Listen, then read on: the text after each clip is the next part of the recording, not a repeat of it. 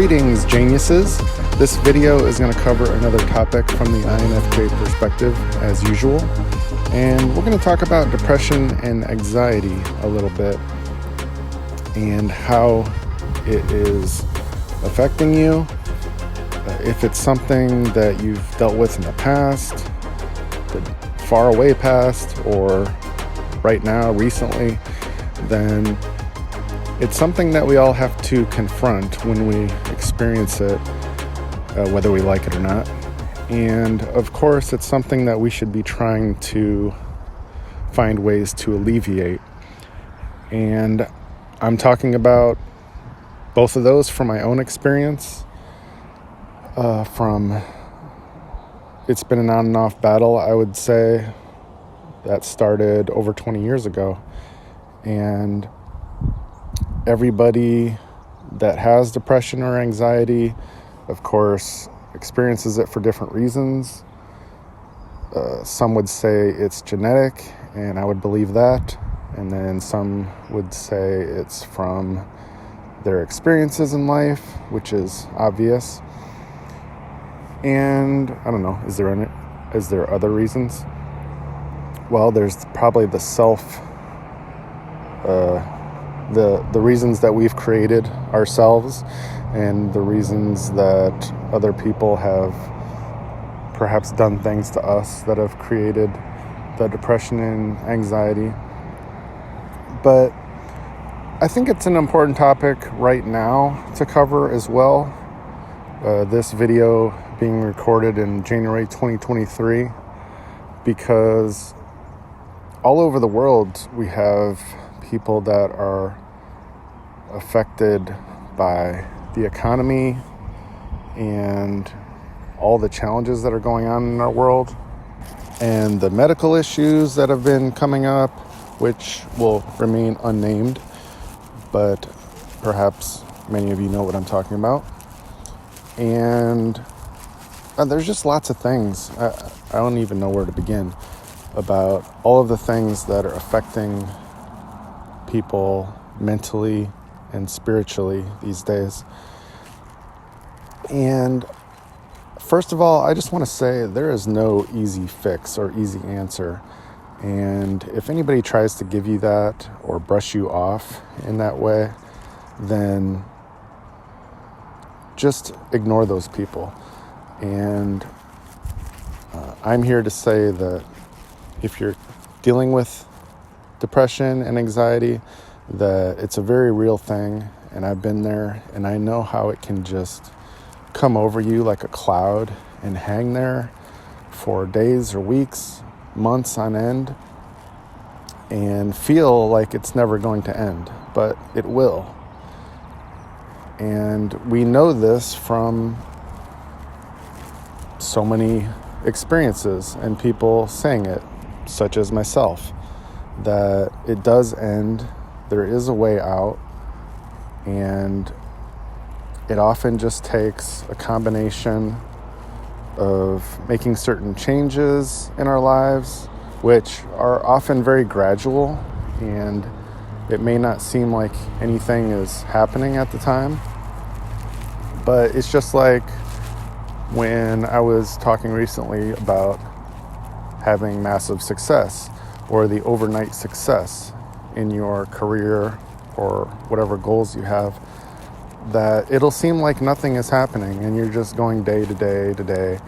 And then suddenly people have those moments where everything just connects and lights on fire. And then people view that as overnight success, but it's not. And it rarely is, except in the rare exception where somebody perhaps already rich and famous just grabs you and promotes you. So, but for most people, that's not how it happens. It's a very gradual process. So it might seem like a strange comparison, but you could compare the same overnight success theory to if you're struggling with depression and it feels like you're never going to be successful, you're never going to get past it and live the life that you want to, but you will get there. And faith is a big part of that, and just believing in yourself, and just never quit. If you never quit and you keep on fighting, then you're not going to be a failure. And there's a lot to be said in my mind from anybody who just keeps on going no matter how hard the hits are coming, and they're just courageous, brave, and just a fierce fighter, like you're in a boxing ring or something, and you're just taking the punches over and over, and you might go down, but you get back up. And sometimes it's really hard to do. Sometimes you can get up quicker than others, but those are the kind of people in this world that impress me the most, the ones who never give up. Not necessarily the ones with crazy success, because also, as we've learned with movie stars, music celebrities, whatever famous person that you might be thinking of, just because they have the name recognition and the money doesn't mean they're a great person. Because in fact, there's a whole lot of them that they got thrusted into that fame, that glory, what have you, and they never had to learn any hard lessons of life, and they just became a selfish adult brat, basically. And those kind of people are not the kind of people that I want in my circle of friends at all. So they can just have their fame and go hang out with their other selfish crazies and stay away from me. So I don't want to get sidetracked, but I'm just trying to bring this all together in the way of that I do understand from my own experience that it's a serious issue, and most people are not going to understand you, just like most people did not understand me. And it's really hard to explain to somebody how you're feeling and how empty it seems, and frankly how hopeless it seems sometimes, when most people are not really that interested even to help you. And so we feel like we're all alone. We feel like we have to do it all alone, but that's also a mistake. And so I'm not here to bring easy solutions, like I said, because there is no quick fix.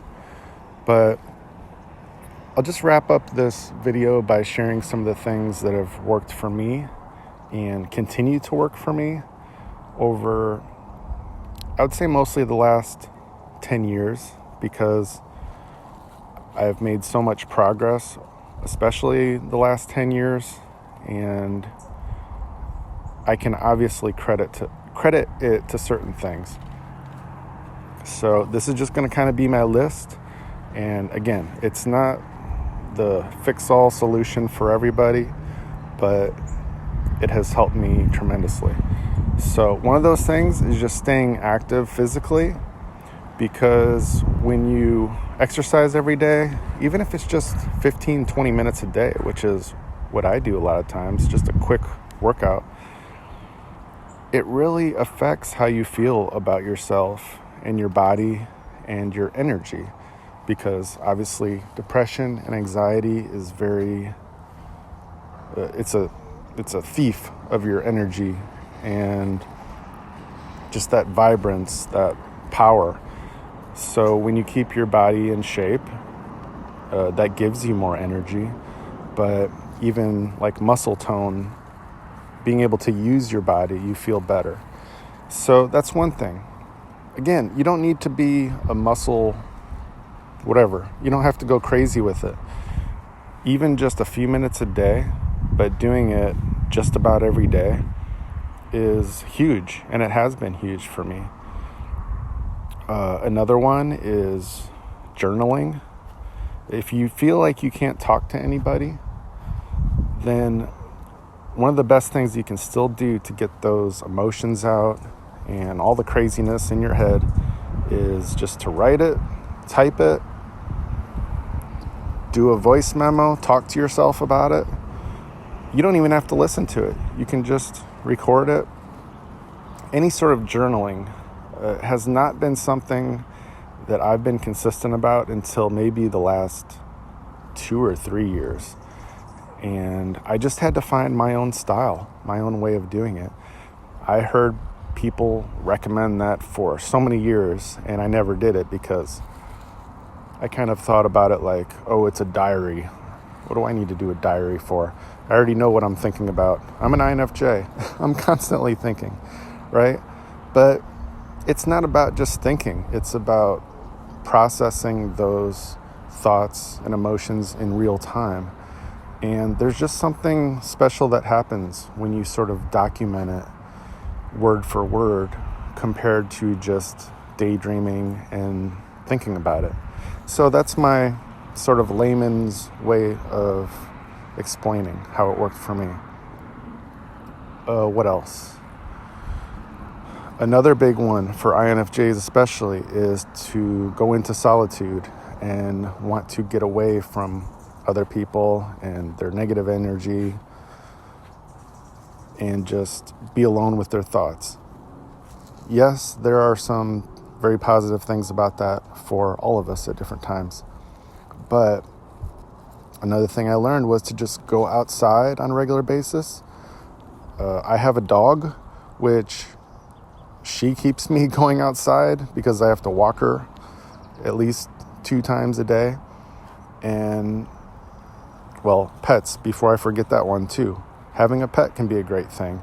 You know, you may not want a big animal that costs a lot of money to feed, but just any pet that you can take care of that isn't going to be a burden in your home or your room, wherever you live, that can be a great thing.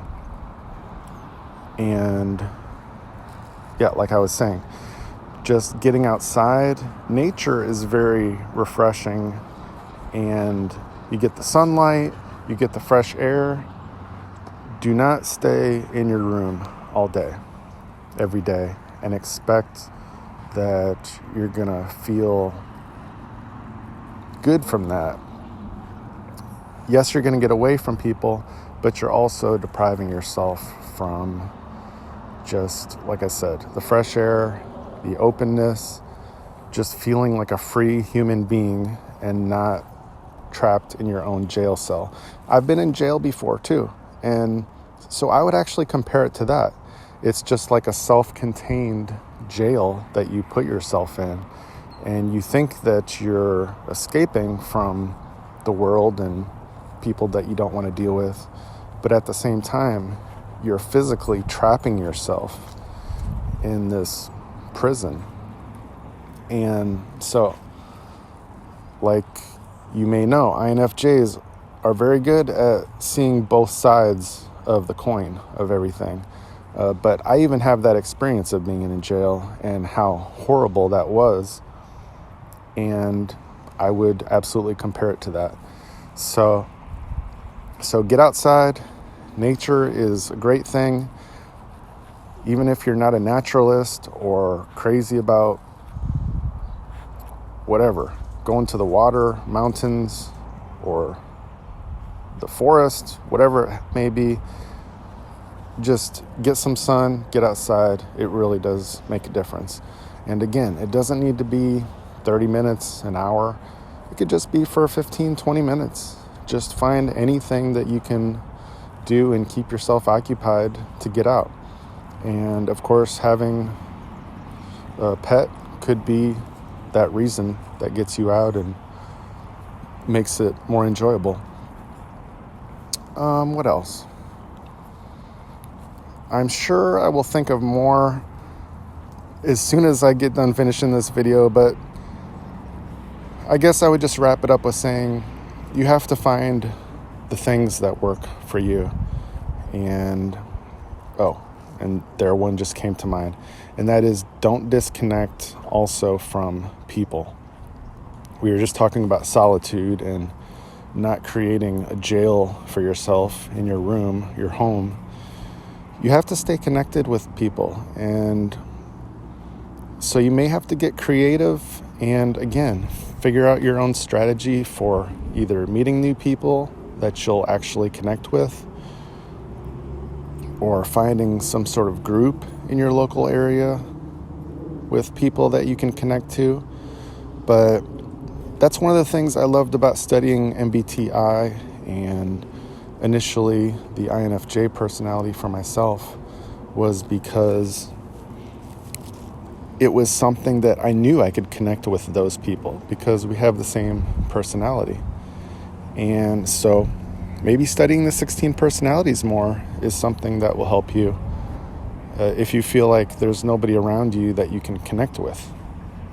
Because obviously, if they're the same personality, you'll instantly have a lot in common with them, just like the other INFJs that I've talked to online. And oftentimes you'll feel like you'll be able to trust those people to a certain extent right away, because at least on certain subjects, you will think almost exactly alike. Not on everything, but on a lot of things. So I think I'll wrap it up there.